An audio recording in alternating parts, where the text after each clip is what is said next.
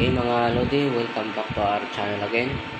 So, ang video natin ngayon ay tungkol ito sa kahilingan ni Jomar Balmoris, no? Isa sa mga subscribers natin na ang sabi niya kung pwede ko pa daw ipakita yung loob nitong power prop na itong Hercules, yung 120 cycle.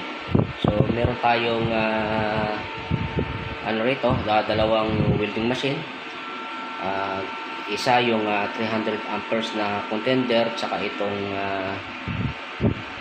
200 amperes, no? Sa parehas sila ng gawa ng gawa siya ng power prop.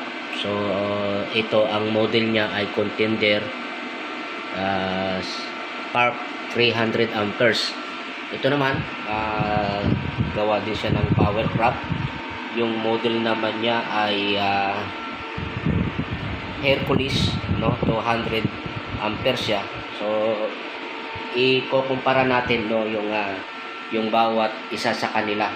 So ito siya 300 amperes. Tapos ito, 200 amperes. So, mas malaki siya, yung 200 amperes. At mas mabigat. Itong 300 amperes naman, mas maliit. At saka magaan. So, bago natin bubuksan, titingnan muna natin yung niya. I-compare na rin natin muna yung specs nito, no? Unahin natin itong 300 amperes. So ang pinaka mababa niya ay 25.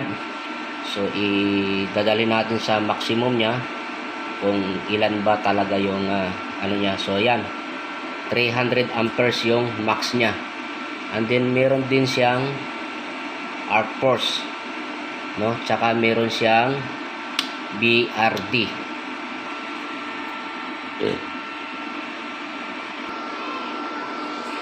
So dito mga Lodi, ang output maximum output niya is 300 amperes. Then ang rated output niya ay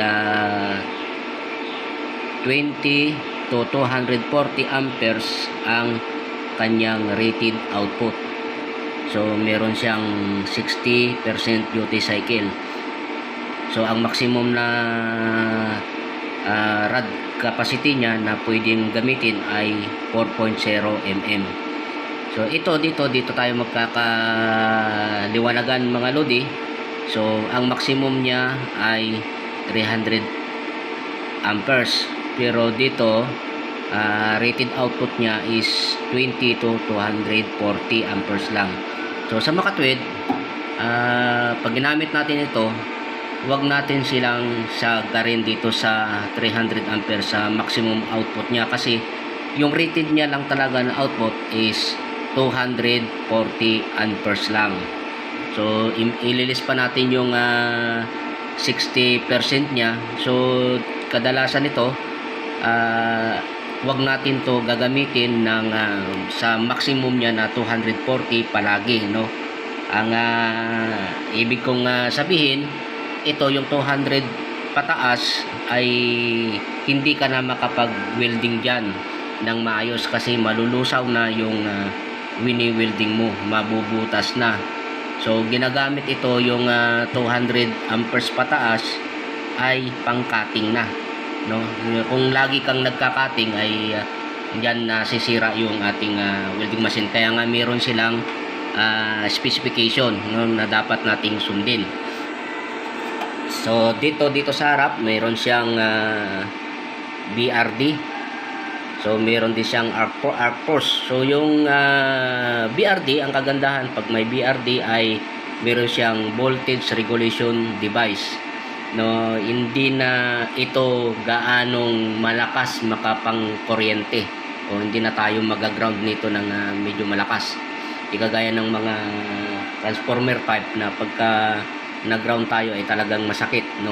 Pwede tayong malaglag kung nasa taas tayo. Ito hindi na siya pag naka-on yung BRD. Okay. dito tayo sa kabila. So dito naman tayo, ang pinakamababa niya ay 200 amperes. So ika-crank natin siya, tingnan natin kung hanggang saan yung ano niya. So 203 amperes yung pinakasagad niya. And then meron din siyang arc force.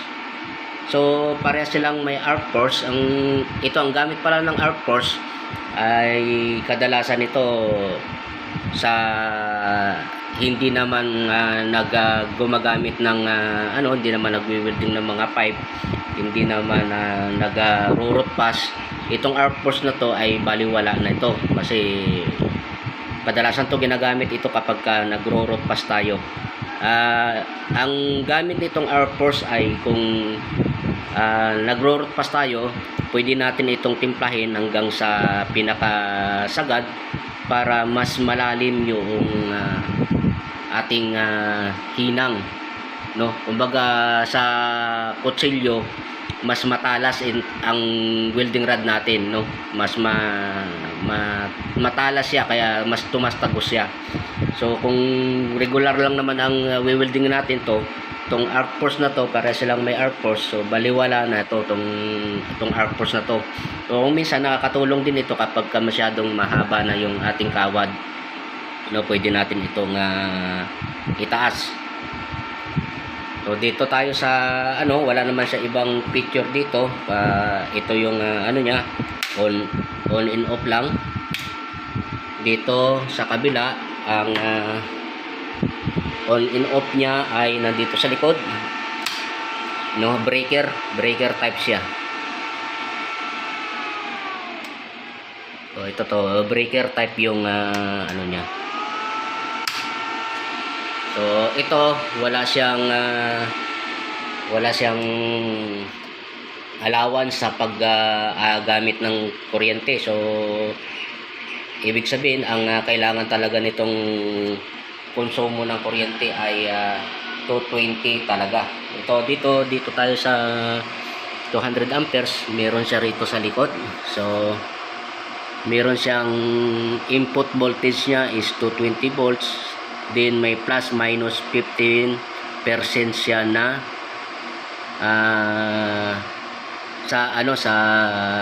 sa kuryente. So ibig sabihin kung tumaas siya ng 15% sa 220, magagamit mo siya ng maayos. Pag bumaba siya ng 15% sa 220, so magagamit mo pa rin siya ng maayos.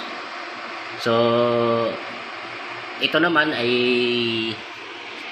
itong isa, kahit mabahay na naman yung kuryente nito, na gumagana naman kasi nasubok na namin to. Kaya lang ito mas talagang kung mahina ang kuryente nito, tataasan mo yung amperahe niya para maabot mo yung yung hinang. So ito okay lang. So tapos na tayo dito sa labas. Bubuksan na natin to mga lodi.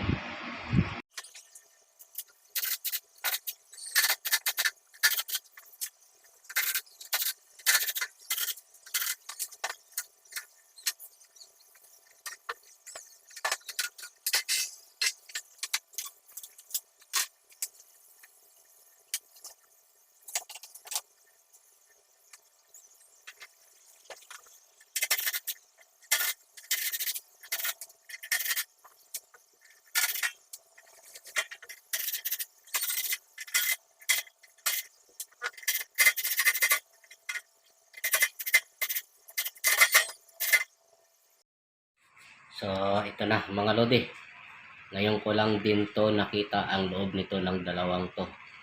So disclaimer lang mga lodi, hindi ako technician, no? Kaya ang may papakita ko sa inyo, ayun lang din ang nakikita ng camera ko. So hindi ko rin gaano maipaliwanag sa inyo to. So ang video na to ay talagang intended lang para makita nyo yung loob nito. So hindi ko rin naman gaano kayang ipaliwanag yung mga pyesa na to. Ang masasabi ko lang, kaya ito siya 100% beauty cycle. Tingnan nyo naman yung loob niya, no? halos triple ang laman noon is kumpara doon sa 300 ampere. So ito siya ay 100%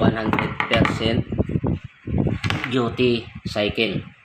So bilangin natin yung kapasitor niyang malalaki. So ito yon kapasitor to, isa, dalawa, tatlo, magkabilaan bali 6. So ito naman ano ba to, IC. So meron siyang ilang piraso to, 1, 2, 3, 4, 5, 6, 7, 8. So 16 piraso.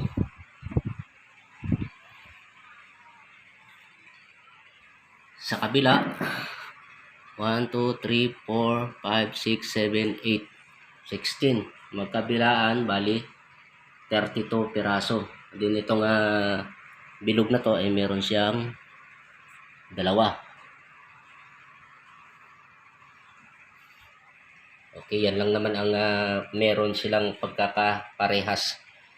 And then tingnan natin itong 300 amperes. So yung ganito niya, yung bilog niya ay meron pa pala doon sa isa doon sa loob. So hindi ko alam kung ano tawag nito. So, bali tatlo yan. So bali tatlo. So dito sa kabila ay isa lang, pero malaki naman siya. Then ang kapasitor niya na malaki ay sa dalawa, tatlo.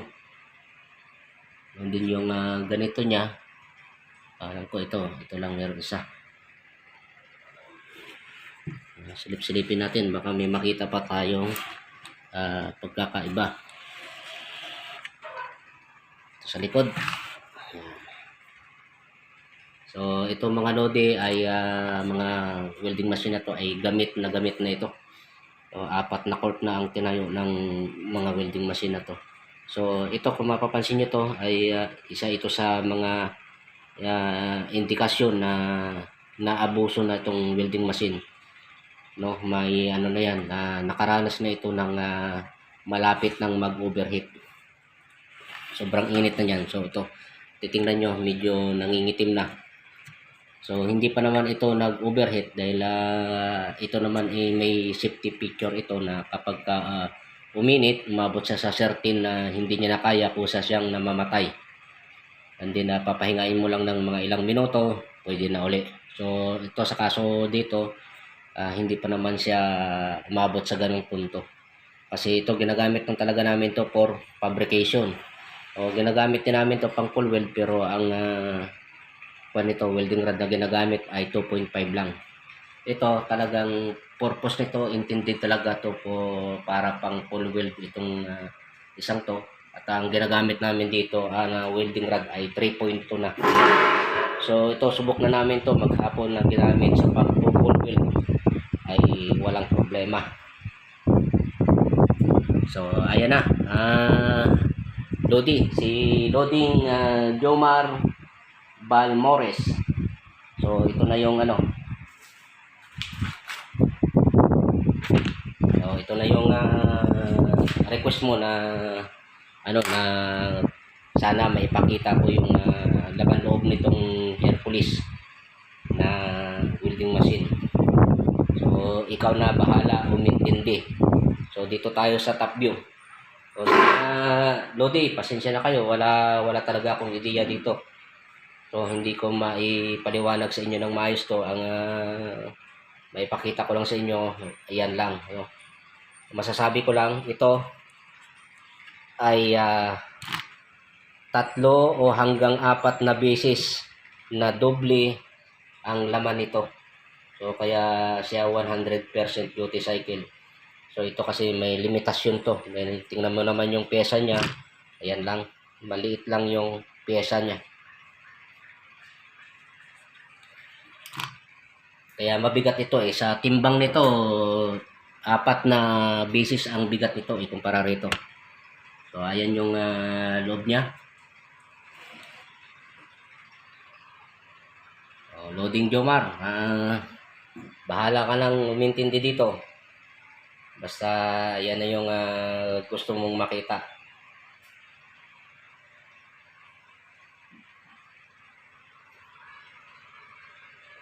So ayan siya, ganon siya kapulpak yung pyesa niya sa loob.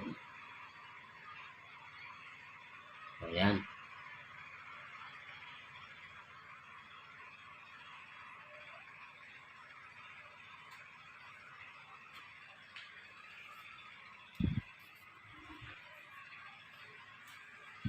So yung babaw.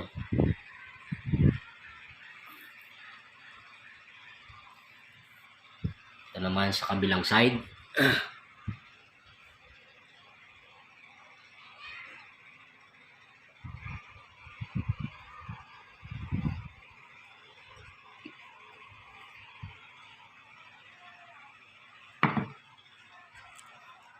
Okay. So ito, masasabi ko talagang heavy duty to. Kasi talagang subok na namin. Maghapon tong ginagamit sa pagpulwel. So wala tong problema. Ito ginagamit din naman namin to sa pagpupulwel. Pero hanggang mga 2 kilo lang. After na maubos yung 2 kilo niya na 2 kilo na welding rod yung 2.5 ay pahinga kami ng mga 5 minuto o barat ulit. Pero kung sa 3.2 eh hindi namin to gaanong sinasagsag sa 3.2 na welding rod. Kaya nga bumili ako ng pang heavy duty kasi yun talaga ang yun talaga ang purpose nito. So, ang tip ko lang sa inyo mga lodi, ang pagbibili kayo ng welding machine, isaalang-alang nyo yung kapasidad ng welding machine. Kung ano yung nakalagay sa specification, wag na tayong sumubra doon. Kasi bibigay at bibigay yan.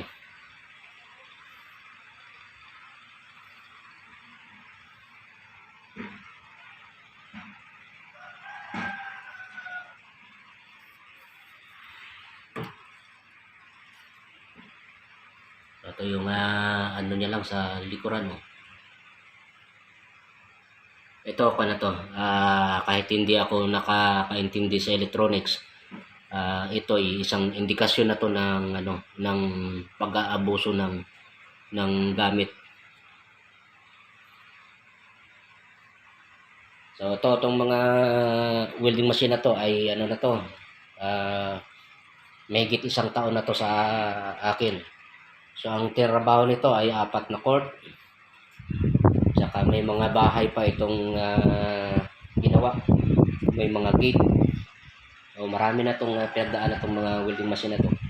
Kaya masasabi kong itong na to, makina na to ay sulit na to. Okay? So sa mga hindi nakapag-subscribe pa mga lodi, hingi na ako sa inyo ng konting pabor, no? Kung nagustuhan niyo yung video na to ay paki-subscribe naman mga lodi. At siyempre paki-pindot niyo na rin yung notification bell para lagi kayong updated sa mga i-upload ko na video. So, okay. Pagtabihin natin para makita nyo yung pinagkakaiba ng pyesa nila. Okay. So, yan. Kaya hindi na ako magtaka kung bakit mahal ang 200 amperes na yan. So, presyo niyan ay 12,500. Ito naman ay 6,300 lang. Sa Shopee ko ito binili. Okay, mga lote. Bahala na kayong umintindi sa mga nakita nyo at hindi ko rin maipaliwanag to. So, ito yung isa. Okay. So, yan lang yung nakita kong pinagkaiba nila. Unang-una, yung ano na yan. Yung alam ko capacitor ang tawag yan. Kung meron siyang 6 na piraso, ito meron lang 3. Ito hindi ko alam kung anong tawag dito sa bilog na to. Meron siyang isa na medyo malaki. Din itong kabila meron siyang 3. And then meron siyang 32 piraso nito. Kasi 16 magkabilaan yan. So 32. So, marami. So, ito nakikita ko lang dito ay parang kung meron man yan sa loob. Okay. Mga lodi, meron siya sa loob. Ayun. Hindi lang natin mabuksan. Kailangan buksan to eh. So, sisilipin natin. So, mga ilang piraso lang. Ito, nandito. Nandito siya sa loob. Meron din pala siya. Yung mga apat. Parang 6 na piraso lang. 6 o 8. Yung ganito niya. Meron din dito pala. Meron. Okay. Okay, sana mga lodi, nakita nyo na yung pinagkakaiba ng ng 100% saka 60% na duty cycle. So may mga welding machine dyan na 40% lang. So meron din 80%.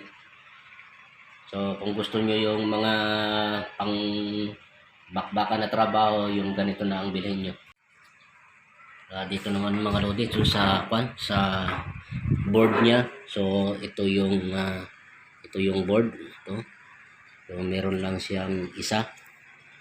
So ito naman ay merong isa, dalawa, tatlong board. So may pyesa pa siya dun sa loob, yung parang transformer. So ito, hindi ko lang makita din kung ilang piraso yan, pero sisilipin natin dito sa ilalim niya. Ayan, may mga hinang pa. So ibig sabihin may mga pyesa pa yan nasa loob na hindi na natin nakikita, no? Pasensya na kayo, hindi ko na to babaklasin pa kasi hindi naman ako technician, baka hindi ko na maibalik, no? Ayan lang yung basta alam ko may mga nakahinang pa, mayroon pang pyesa sa loob yan. So ito, solid ito. Maraming pyesa. Ito, kukunti lang. Sabihin ko ng 4 na doble ang pyesa nito kumpara rito sa isa. No, kaya masasabi kong tama yung nakalagay sa kanya na 100% duty cycle siya.